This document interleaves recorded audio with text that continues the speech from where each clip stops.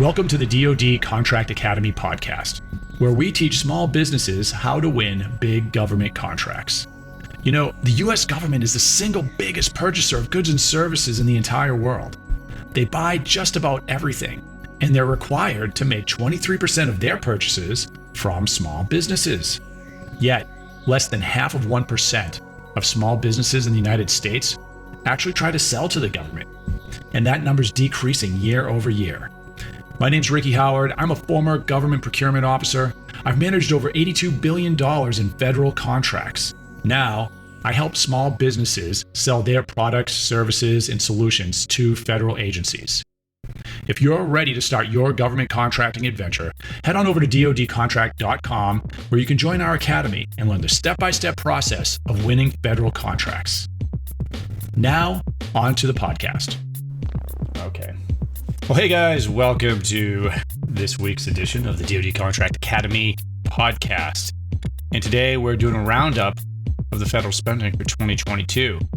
So if you've listened to the podcast for a while, you know that I'm a big fan of taking advantage of the fact that the US government has to publish all of their purchasing information, right? So there's one big advantage we have selling to the government versus regular sales, because every contract has criteria that's going to be published. So we can see, for instance, how much the government spends in different categories. We can see how much they spend on small business contracts.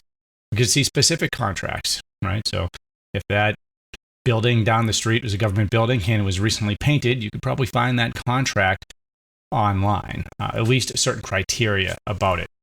And you could see if the business was a small business, or, by the way, I just had my dog Georgia jumping up here if you're watching this in the video.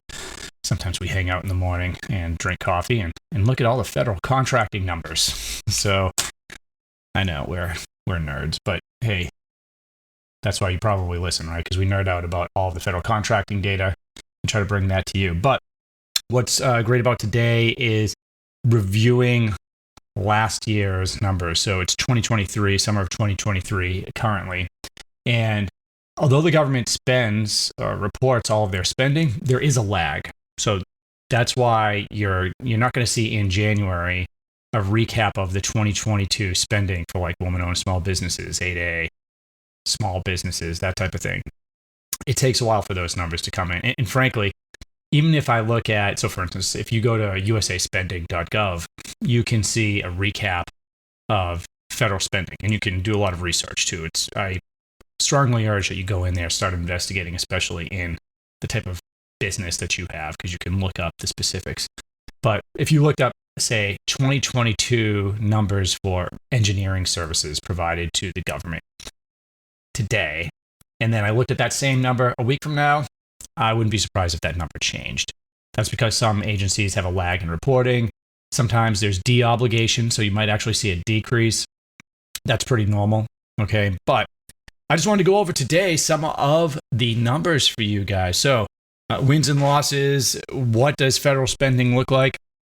And remember, we are a big fan of the data and using the numbers, right? So remember, big picture, the government has to buy from small businesses, and less than 1% of small businesses are selling to the government. Now, there's still a decline, and last year showed the exact same thing, a decline in the number of small businesses engaging with the federal government, selling to the federal government.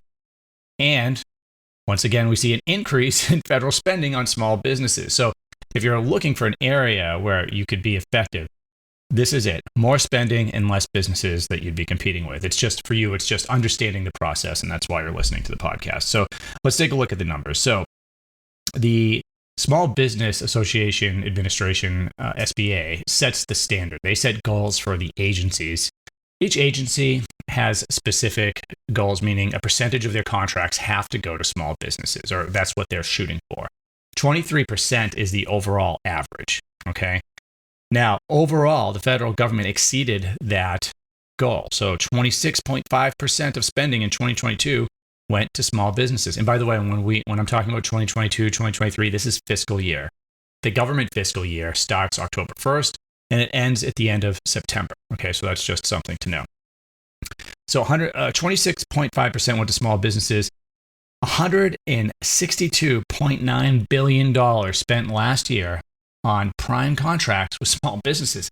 Guys, that's a lot of money. And remember, that's across all of the categories, right? So we're not talking about, in fact, primarily we're not talking about weapons. We're talking about services and just ordinary things to support our troops, to support the government employees, maintaining the buildings, services provided to the government. A lot of small businesses are started by people that once worked for the government as a contractor, and then it came in and started a company to provide services, meaning it could be just them. Maybe they're providing 10 people to provide administrative assistance services, right? So there's a lot of different categories here, but $162.9 billion spent. It's an incredible amount of money.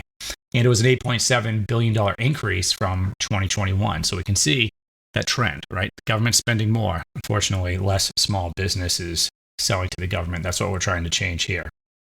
Now, I mentioned that the SBA sets these goals, and you can go to sba.gov. It's a government website, and you can go through all of the goals and the certifications and set aside. So you can go through some of the other goals, right? So if you're a woman's own small business, or if you're 8A or HubZone or SDVOSB, which is service disabled, veteran owned small business, a lot of these certifications you have to apply for or go through a certification process for, and then that makes you eligible for these contracts when they come out. Okay. Service disabled, veteran owned small business. So for those type of small businesses, the SBA sets a 3% goal overall, although it's higher in the VA. So if you're SDVOSB, you want to look at the VA for purchasing. There's a lot more SDVOSB purchasing there. Probably makes sense. And they have special language that we're not going to go over now in a lot of their policies. So 3% overall goal, and they achieved 4.6%. Okay, so that is an increase, and that is really good. And I'm looking at the numbers here. It looks like in 2021, $25 billion was spent, and in 2022, $28.1 billion was spent. So about a $3.1 billion increase for those type of businesses. And I have that type of business, so that's good for me. Just to be, selfish. So HubZone. HubZone, unfortunately, did not meet their goal, but they did have a $16.3 billion increase in spending. So it's the highest amount ever spent on HubZone companies. And HubZone, that's basically where your company is located, where your primary business location is located. There is a HubZone map. You can Google it, HubZone map, and there's a new one coming out, but you can see by your address if you're in a HubZone or not, and that will determine if you're eligible for those type of businesses. Now, I'm just looking at the chart here because I want to see what the exact numbers were. So 3% is the goal. Wait a minute. Yeah, 3% is the goal, and it looks like in 2022, 2.7% was increased. So they fell by about 0.3%. So that's HubZone. Women-owned small business also not met. The goal is 5% with WOSB, but it's not all bad news for women-owned small business. So $28.1 billion were spent on small woman-owned business contracts last year. And although that's under 5%, and keep in mind, 5% is higher than a lot of these other set-asides, right? So $28.1 billion, still a lot of money spent on women-owned small businesses, but they did not meet their goal. And looking at the chart here, it looks like 4.6%, it was the actual overall federal goal achieved, and that's the same as last year. But it was still an increase. $26.2 billion spent in 21, $28.1 billion spent in 2022 on woman-owned small businesses. I'm petting my dog here. If you guys are watching this on YouTube, that's what's going on. She's biting my hand. Okay. Her name's Georgia. Georgia Hey Howard. Named by my children. Because she was born in Georgia, and apparently Hey is a chicken in Moana. I don't know. Hey almost became her name. Hey Howard. Anyway, I know I just went off on a weird tangent there. So, on to small disadvantaged business, which I think is a success story. So small disadvantaged business, by the way, go to sba.gov to see what qualifies you as a small disadvantaged business. And, there's 8A and some other things that are going to fall into that. But the goal is 5%, and they achieved 11.4% last year. So that's great. $69.9 billion spent on small disadvantaged businesses. That is a lot of money. And so if you fit into that category, I think it makes sense for you to start looking at government contracting, certainly, right? And look at what it takes to get the different certifications. There are different strategies involved, especially if you can qualify for 8A. By the way, guys, if you're listening to this, you don't need any of these set-asides, okay? It's not necessary to have these set-asides. I certainly never awarded a contract based on a set-aside. I frankly didn't care what the set-aside was. The only time it really, really becomes important is if the contract is already set aside for a small business, or if you're trying to eliminate some competition, then you can certainly recommend to the government that they set something aside and you can eliminate some competition that way. But, for the most part, concentrate on if you don't have one of these certifications, just concentrate on the solution you're providing and selling it to the right government customer. All right, where were we? 11.4% and $69.9 billion.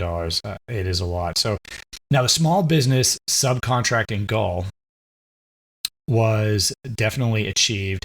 See here.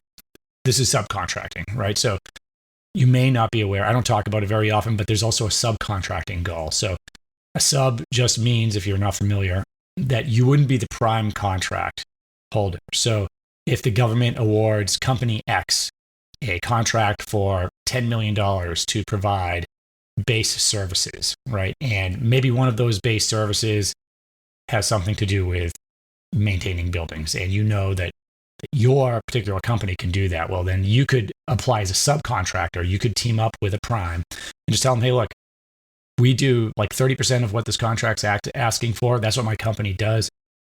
The prime, the company that's going to bid on the contract, they actually would own the contract with the government. They'd be doing the other 70%. You'd be doing the 30%. Now, there are goals associated with subcontracting, and some contracts have those subcontracting goals in there. So you see an RFP, and typically the goal will be in there listed, but not always. Sorry, I'm getting a little congested here. So 30.9% subcontracting goal, $79.1 billion. Let me just check that. That seems really high. So let's see here. Yeah, the federal government achieved its small business subcontracting goals, 30.9% awarded, or $79.1 billion to subcontractors. That's pretty significant. That's really great. So what else can we look to last year to give us some predictions of the future, just to inform us on the spending and the opportunity? Well, first, we could see a lot of increases, right? We see, I would say, increase in spending. This is really the same message from the year before. Increase in federal spending for small businesses, decrease in the total number of small businesses that are actually selling to the government. And I will get that in the couple articles that I just read. I didn't see the total number of small businesses, but I'll get those numbers for you. The improvements that are planned for next year, there's a lot of them. I'm just going to cover a couple of them, right? So one, there's going to be a new hub zone map that they're putting out. This may or may not affect you. What I would just tell you is you might be in a hub zone and not even know it. So find the hub zone map, input your address, see if you fall into a hub zone. There's also going to be some new woman-owned small business NAICS codes. So there are authorized NAICS codes for woman-owned small business set-aside contracts, and I guess they're going to be adding some of those this year. So my sense is, again, this is just a guess. My guess is that in order to meet the 5% set aside for women-owned small businesses, they want to increase the number of opportunities. So that's probably what's going on here. So I would just be aware that you might be seeing some more WOSB opportunities coming down the pipe. So hopefully this gives you a good overview of what happened in 2022, some of the challenges that we're facing, and some of the opportunities that are available for you, right? So a lot of the changes that the government tries to make will be either to hit those goals, to streamline the acquisitions process, to put checks and balances in place to make sure nothing nefarious happens, right? So hopefully you guys had a good takeaway from that in this podcast. Look, I would love to help you sell to the government, and we try to do that with this podcast. If you want more direct involvement from us, you can go to dodcontract.com, where we have an online portal. It's called DoD Contract Academy. You basically sign up for the academy. It's a monthly fee. You can cancel anytime. And you get all of our training, and you get weekly coaching from me and some of my associates. And you're also in a community with other small business owners. And look, we've got people in there that are just figuring out what niche they should be targeting, right? How do I figure out the most profitable niche where there's going to be low competition? I've got others in there that are selling to the government, and they're trying to optimize what they're doing. Hey, how do I do a better job of setting up meetings with the government? How do I do a better job of finding those opportunities ahead of time?